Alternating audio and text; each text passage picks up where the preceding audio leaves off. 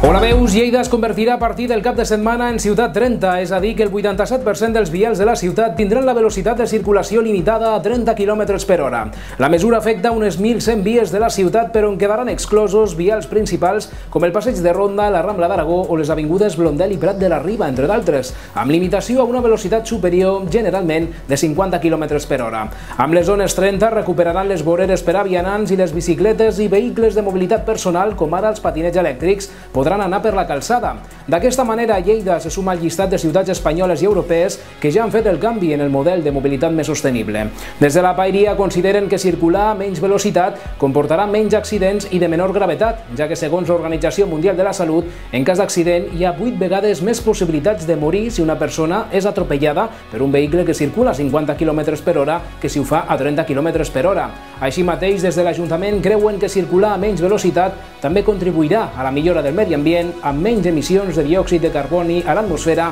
així com un 20% menys de partícules en suspensió i 3 decibels menys a la ciutat. És a dir, es redueix la pressió mediambiental, les emissions i la contaminació acústica. La normativa entra en vigor aquest divendres 30 d'octubre, però no serà fins al 30 de novembre, quan es comenci a sancionar per circular a una velocitat superior a la permesa. Aquesta mesura no és estàtica, ja que es veurà si cal adaptar alguns elements i on aplicar altres complementaris, com ara reductors de velocitat.